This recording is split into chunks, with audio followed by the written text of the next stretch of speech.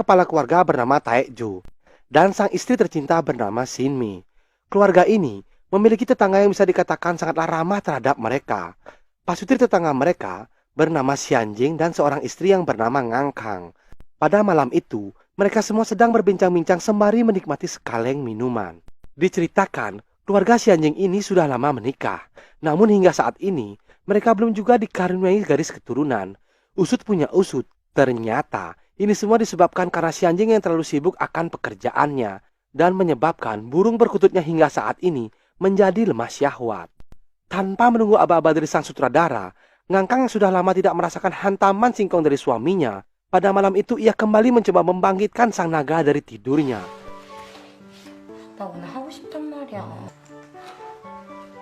Ternyata, baru 1-2 kali celup, singkong dari Xianjing malah kendor bak pisang rebus. Sehingga, Ngangkang yang belum terpenuhi hasratnya, lalu pergi meninggalkannya. Dari sini, bisa disimpulkan keluarga Taekjo lebih harmonis daripada keluarga Xianjing. Terlihat bagaimana Taekjo memberikan ciuman hangat kepada sang istri tercinta. Usut punya usut, Shinmei juga bekerja di satu perusahaan bersama Xianjing, yang dikala itu mereka berangkat bekerja dalam satu mobil. Saking dekatnya tetangga ini, terasa sudah seperti saudara sendiri, yang pada saat pasangan mereka pergi untuk bekerja, Taekjo bersama Ngangkang berolahraga dan makan siang bersama.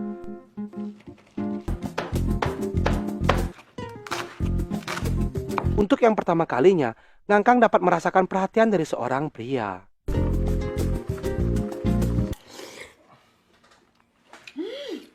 Wah, 진짜 맛있어요. Namun, hal terbalik diterima Taekjo oleh istrinya, yang pada saat itu membuatkan makan malam untuk Shinmei.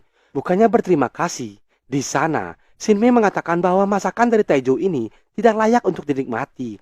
Dengan perasaan kesal, Shinmei pun berlalu pergi. 나 좀 피곤한데 먼저 씻고 나올게. 네. 그지?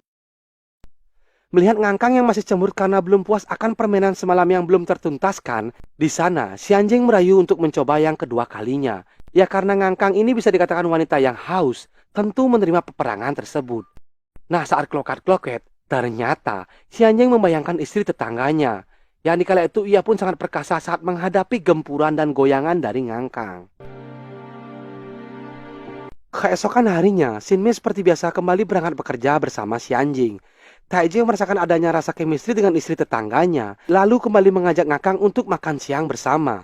Terlihat, hubungan mereka semakin intim walau tidak adanya ikatan cinta di antara mereka. 아, 이것도 많이 드세요. 아니에요. 에이, 자꾸 드시라니까. 아니, 드시라니까요. Tak sampai di situ, Taekjo yang merasa bosan akan rutinitasnya, lalu mengajak Ngangkang untuk menonton sebuah film yang tidak bisa Mimin perlihatkan filmnya. Saking terbawa suasana, goa dari Ngangkang dikala itu pun sudah kebanjiran. Pada malam harinya, saat Xianjing berjalan sendirian di tengah malam dalam kesunyian, tanpa disengaja, ia melihat Shinmei yang sedang melamun di depan kaca jendelanya. Maksud baik ingin menyapa tetangganya. Ternyata, di sana Xianjing dapat menikmati tontonan gratis yang dikala itu, Shinmei sedang mengikuti pembelajaran biologis bersama suami tercintanya. Di pagi itu, terlihat Ngangkang sedang rebahan santuy di atas sofanya. Tak lama kemudian, HP Ngangkang pun berdering. Tak pantang menyerah, ternyata Taekjo yang modus kembali mengajak Ngangkang untuk melanjutkan menonton film yang kemarin masih tertunda. 그렇게 봐야죠. 네. Ditemani sekali minuman dan menonton film berduaan, tak terasa mereka telah terbawa ke dalam suasana yang sangatlah intens. Tak membuang kesempatan emasnya, di sana Taekjo mengeluarkan jurus rayuan kuda lumpingnya. Mereka berdua yang sudah lupa akan daratan, akhirnya Taekjo melepaskan burung perkututnya yang tepat bersarang di gawang dari Ngangkang.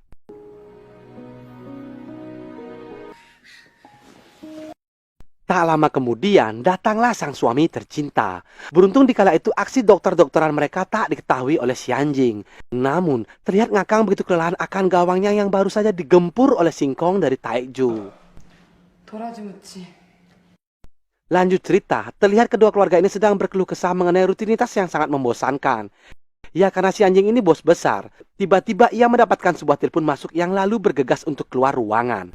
Namun, ada yang menarik dari scenes ini. karena batang singkong Taejo yang bengkok dan perkasa, sehingga mengakibatkan Ngangkang menjadi kecanduan, yang dikala itu ia memberikan sedikit kode-kode rahasia. Tanpa menunggu aba-aba dari sang sutradara, ular piton Taejo yang saat ini sudah berubah menjadi sang naga, siap menjelajahi kehangatan goa dari Ngangkang. Di sisi lain, si anjing yang mendapati Shinmei sudah teler maluler karena kelelahan, lalu membawanya ke sebuah kamar untuk beristirahat. Namanya kucing diberikan ikan pindang di hadapannya. Di sana, si anjing ingin segera mengeksekusi Shinmei.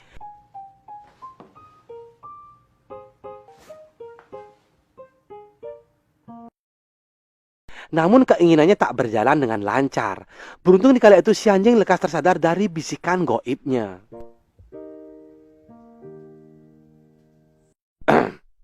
Dua kali gawangnya dikoyak-koyak oleh Taejo. Terlihat hubungan mereka sudah semakin nempel bagaikan perangko. Tanpa mereka sadari, Taejo dan Ngakkan sudah terjerumus ke dunia perselingkuhan. Shinji berpindah ke sosok misterius yang datang ke rumah Ngangkang, yang secara perlahan menaiki anak tangga rumah tersebut. Ternyata sosok misterius itu adalah si anjing. Secara mengejutkan, melihat istrinya sedang menikmati mata pelajaran biologis bersama Taejo, pria yang selama ini ia anggap sebagai saudaranya sendiri.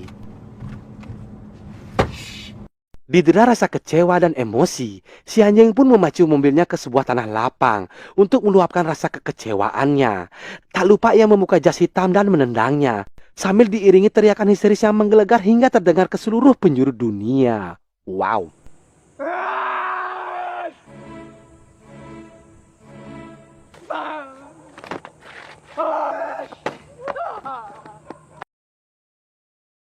Si anjing ini bisa dikatakan pria yang sangatlah dewasa. Di sana, ia berpura-pura tidak mengetahui bahwa istrinya tersebut telah main gila bersama tetangga mereka. Karena si anjing tahu Taejo ini pintar memasak, si anjing meminta Ngangkang untuk pergi membeli makanan bersama Taejo. Dan mereka pun pergi dengan menggunakan mobil mewahnya dengan bensin yang masih terisi penuh. Ternyata, ini semua dilakukan semata-mata karena si anjing ingin membalas dendam dengan merasakan kehangatan goa milik Shinmei. Yang dikala itu, dengan ganasnya, ia langsung menyergap basahnya bibir dari Shinmei. Namun semua tak berjalan sesuai rencana. Mode pesawat dari si anjing ini memang bisa kita acungi jempol. Yang dikala itu ia menghentikan aksi gilanya. Dengan berat hati, si anjing menyampaikan perihal bahwa ia telah melihat Taejo dan Ngangkan telah berkuda-kudaan ria bersama. 복수해야죠.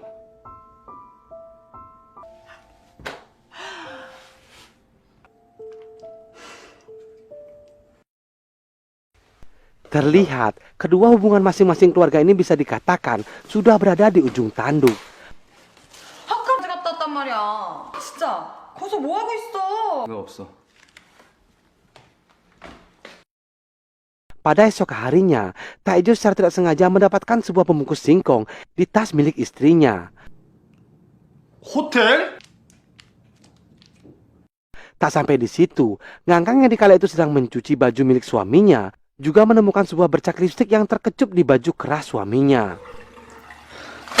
이게 미쳤나? Tentu hal ini menjadi pertanyaan besar bagi mereka. Namun, Shinmei dan si anjing tetap diam seribu bahasa. Pada malam harinya, Shinmei meminta pertolongan kepada si anjing untuk membawa Taejo ke kamarnya. Yang dikala itu, ia telah teler karena kebanyakan minuman. Nah, saat akan kembali ke rumahnya, secara mengejutkan, Shinmei menarik lengan dari si anjing. Entah dapat bisikan goib dari mana, dengan pasrahnya, Shinmei menyerahkan kehangatan goanya yang sudah jimbreng akan pepohonan.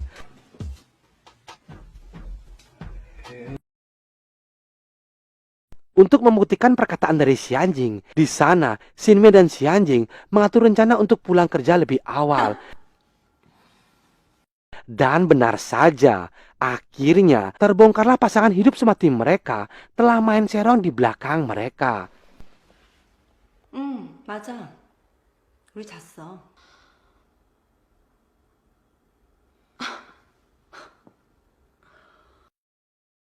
Untuk menyelesaikan masalah sebagai seorang laki-laki, dengan memiliki dua buah tangan yang berguna untuk baku hantam bukannya kuar-kuar di sosial media, akhirnya perkelahian mereka pun tak terelakkan. Penutup